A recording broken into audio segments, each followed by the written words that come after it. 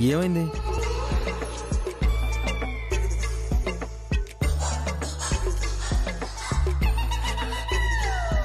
ఏమైంది? ఇదంతా నా కళ. ఏ కలగన్నావా? భయంకరమైన పీడకల కిల్. జరిగిన డ్యామేజ్ గురించి అభి బావ నా మీద ఫైర్ అయ్యాడు. వసు అక్క నన్ను కొరడాతో చీతకు బాధింది.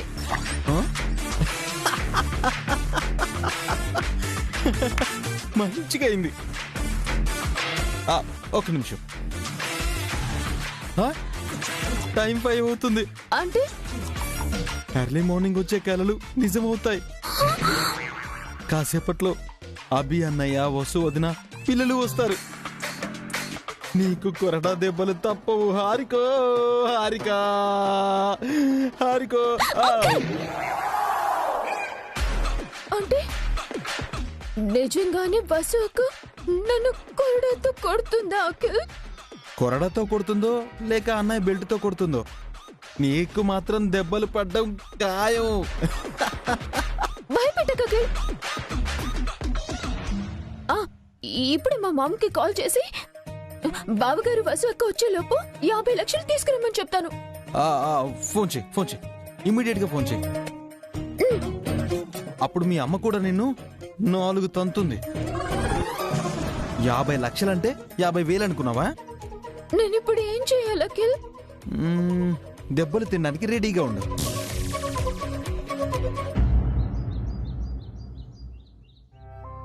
వసు గారు రెడీనా? పిల్లలు మీ బ్యాగ్స్ అన్ని ప్యాక్ చేసుకున్నారా? చేసేసానండి. బ్యాగ్లన్నీ నాన్నగారు కారులో పెట్టేశారు. అంకుల్కి ఎందుకు చెప్పారు వసు గారు? సుశీల అయిందా? వస్తున్నానండి. తీసుకో బాబు. తీసుకోండి బాబు. తీసుకోండి.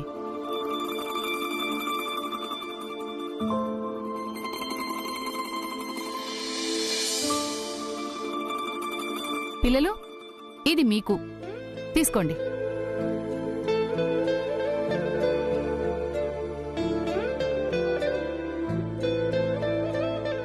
ఏంటమ్మా ఇవి? అల్లుడు గారికి నీకు పిల్లలకి కొత్త బట్టలమ్మా. ఇవన్నీ ఎందుకమ్మా? డబ్బులు ఎందుకు వేస్ట్ చేస్తున్నారు? మేం మీ అంత కాకపోయినా మేం మరీ అంత లేనివాళ్ళం కాదులేవే. అప్పుడప్పుడు ఇలా వస్తూ వెళ్తూ ఉండండి బాబు. తప్పకుండా అంకుల్. బయలుదేరదామా అండి? పిల్లలు పదండి. వసు గారు ఒక్క నిమిషం. ఏంటండి?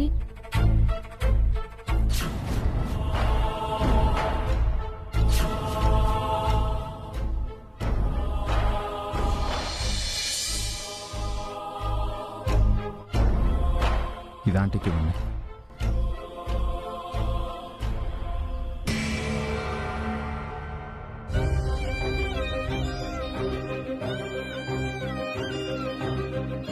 ఏంటండి ఇది?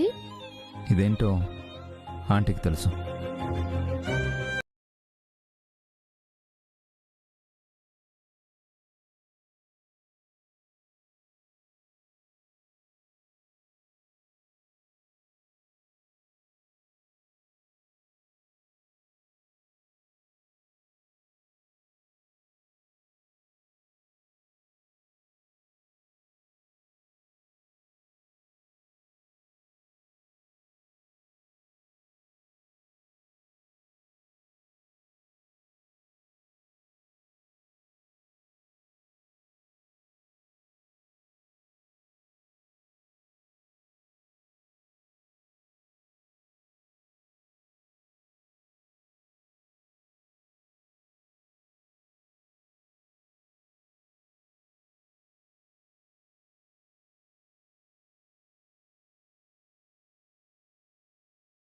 మీ సర్వస్వాన్ని వదులుకున్నారు. మీరు బతకడమే కష్టంగా ఉంది.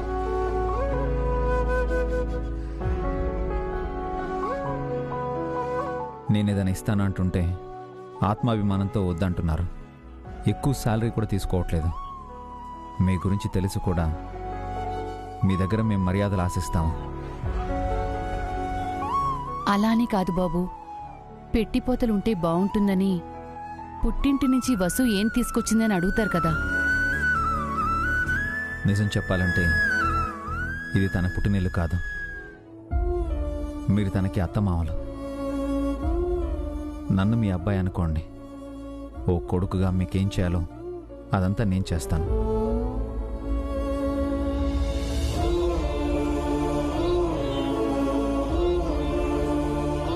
ఆ మాట అన్నారు, చాలా సంతోషం బాబు. నేను ఊరికే చెప్పడం లేదు అంకుల్. నిజంగానే నన్ను మీ కొడుకు అనుకోండి. మీకు ఏ కష్టం వచ్చినా నేనున్నానని ధైర్యంగా ఉండండి.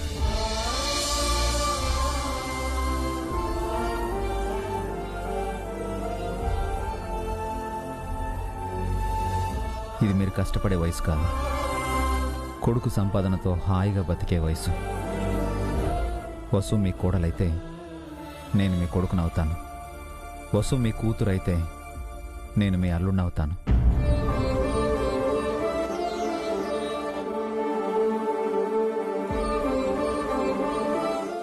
కొడుగ్గా అయినా అల్లుడుగా అయినా మీ బాధ్యత నాది. ఇంకెప్పుడు ఇలా చేయకండి. రాత్రి మీరు మాట్లాడుకోవడం నేను విన్నాను కాబట్టి సరిపోయింది.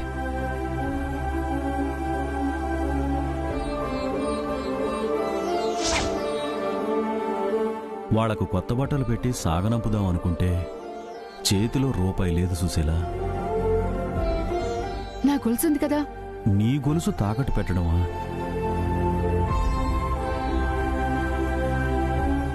తీసుకోండి.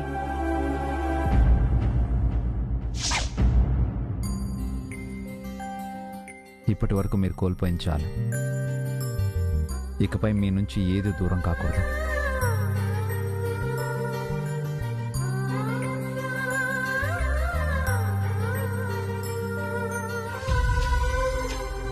ఎందుకమ్మా ఇలా చేశావు? నాతో ఒక్క మాట అయినా చెప్పాలనిపించలేదా?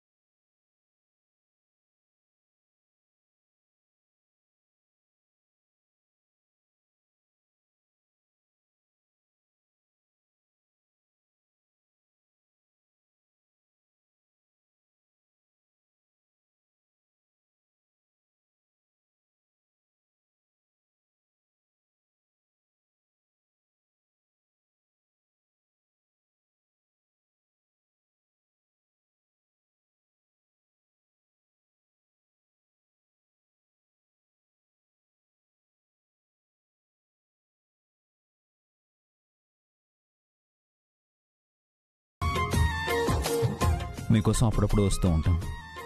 వసు గురించి బన్నీ గురించి మీరేం ఫీల్ అవ్వకండి. వీళ్ళు మీకెంతో నాకు అంతకన్నా ఎక్కువ.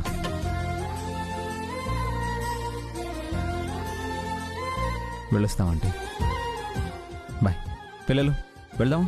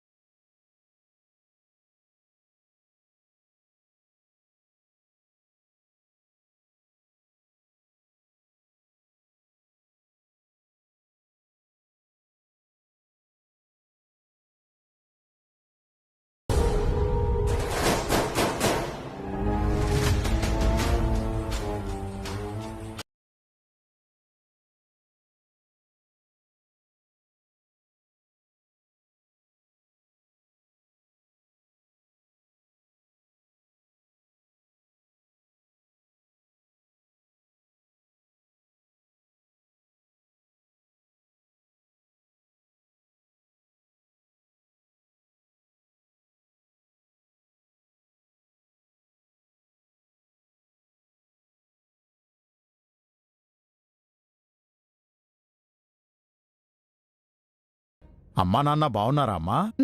బాగున్నారు మావయ్య. అక్కడ మీ ట్రిప్ ఎలా జరిగిందభి? ఫైన్ అమ్మా.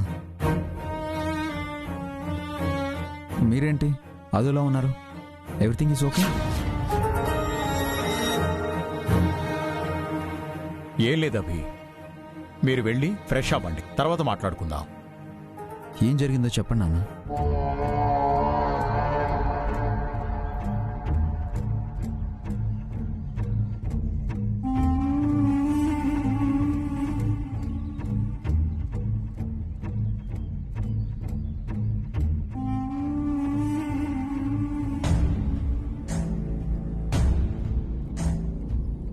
అనయ్య, ఆఫీస్లో అంతా ఓకేనా? అది అభి, ఈ 2 డేస్లో ఏమైనా ఈవెంట్స్ చేశారా? చేసామన్నయ్య. Very good. ఏ ప్రాబ్లం రాలేదు కదా?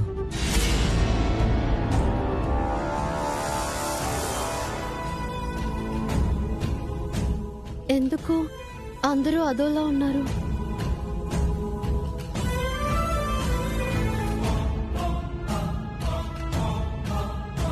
ఏమైందక్క?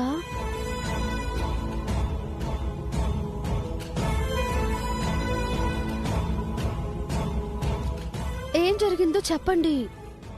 ఇప్పుడే కదా వసు మీ ఇంటి నుంచి వచ్చారు, తర్వాత మాట్లాడుకుందాం. తర్వాత కాదమ్మా, ఇప్పుడే మాట్లాడాలి. నాన్న, ఏం జరిగింది?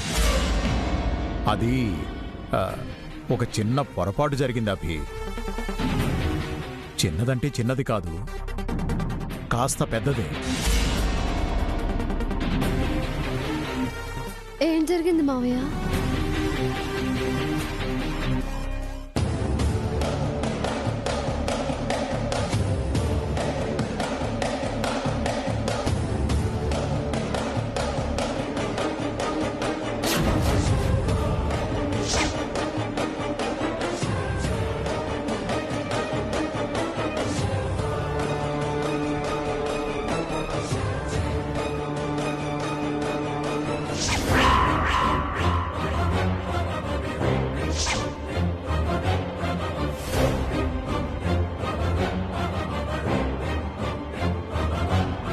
మా 50 లక్షలు మాకు ఇప్పించండి, లేదా వీళ్ళని ఇప్పుడే అరెస్ట్ చేయండి.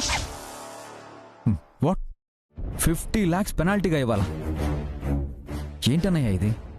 అవునభి, మాకు తెలియకుండా హారిక అగ్రిమెంట్లో సైన్ చేసింది. అవునన్నయ్య, మాకు ముందే తెలిస్తే ఆ ఈవెంట్ చేసేవాళ్ళమే కాదు. వాళ్ళు కావాలని మనల్ని చీట్ చేశారు బావగారు. ఆయన సంతకాన్ని నువ్వెలా ఫోర్జరీ చేసావు హారిక?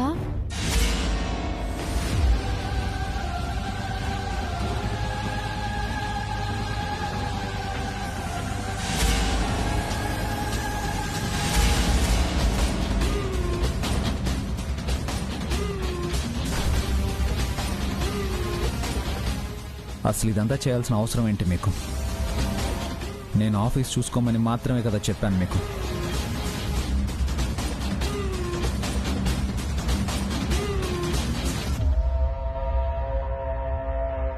ఏదైనా ఈవెంట్ వస్తే నాకు ఫోన్ చేయమని చెప్పాను కదా. నాకు తెలియకుండా ఇంత పెద్ద డెసిషన్ ఎలా తీసుకున్నారు? ఈవెంట్ చేయొద్దనే అనుకున్నాం అభి. బ్యాడ్ లక్, చేయాల్సి వచ్చింది. ఇలా జరుగుతుంది అనుకోలేదు.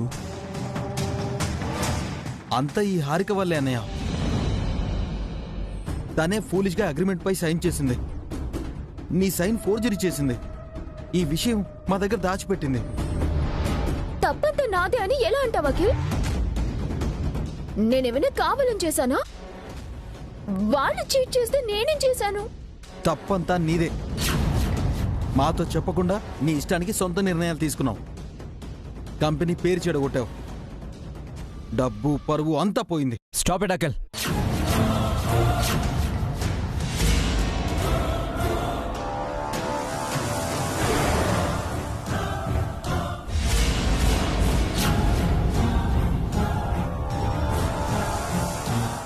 తన్ని బ్లేమ్ చేయడానికి నీకు సిగ్గుగా అనిపించడం లేదు?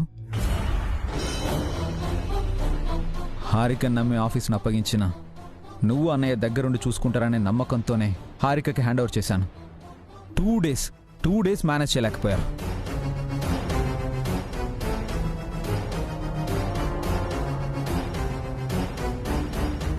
ఇంత జరుగుతుంటే నువ్వేం చేస్తున్నావు అన్నయ్య? పెద్దవాడి దగ్గరుండి చూసుకోవాల్సిన బాధ్యత లేదా? అంత బ్లైండ్గా ఎలా ఉంటారు?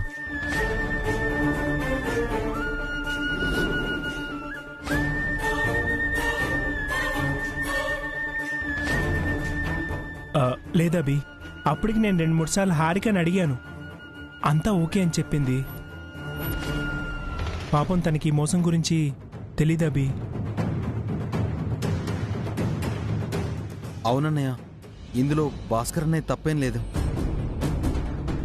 హారిక మా దగ్గర కొన్ని విషయాలు దాచింది, అదే కొంప ముంచింది. అలా ఎలా చేసావు హారిక?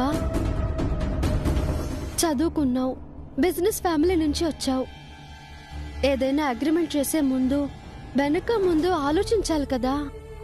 అట్లీస్ట్ బావగారితోనో అఖిల్తోనో డిస్కస్ చేయాలి కదా.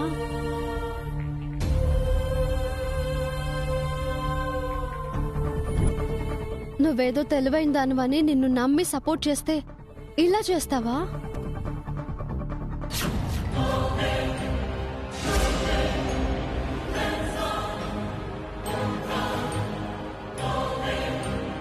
మీరు తనని నమ్మారు, నేను మిమ్మల్ని నమ్మాను.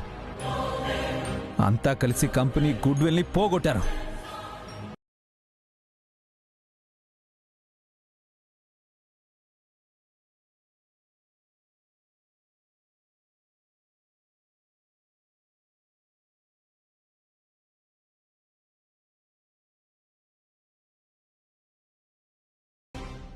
జరగాల్సింది చూడు.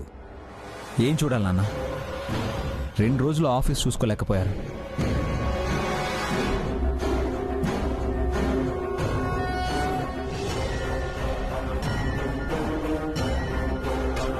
నేను లేకపోతే వీళ్ళ పరిస్థితి ఏంటి? ఇంకెప్పుడు బాధ్యత తీసుకుంటారు?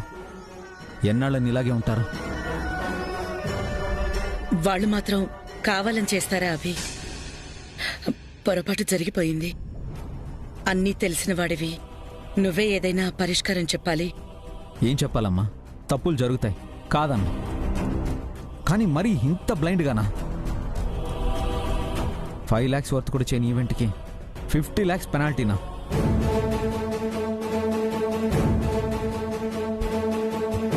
వాళ్ళకి నీ అంత అనుభవం లేదబి, అందుకే ఇంత అనర్థం జరిగింది.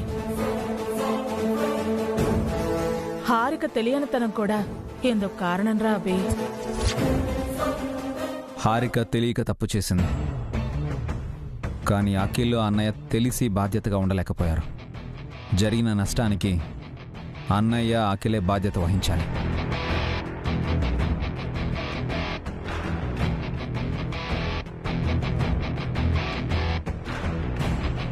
ఈ రోజు నుంచి మీ ఇద్దరు మన సంస్కృతి ఈవెంట్స్లో పార్ట్నర్స్ కాదు, వర్కర్స్.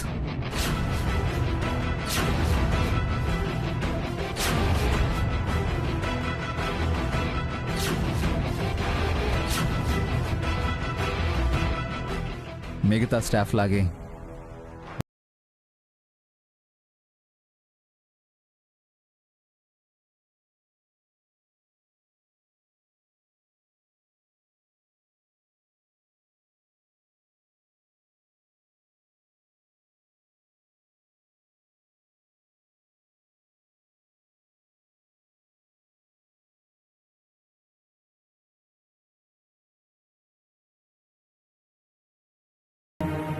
ఆ అప్పు మీరే తీర్చాలి. ఇదే నేను మీకు ఇచ్చే పనిష్మెంట్.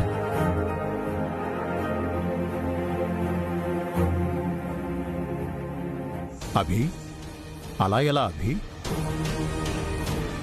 ఇంకో మాట ఏమైనా ఉంటే చెప్పు అభి. సారీ అమ్మా, నేను సరైన శిక్ష విధించాను అనుకుంటున్నాను. మార్చడం కుదరదు. నేనేం చెప్పానో అదే చేయాలి.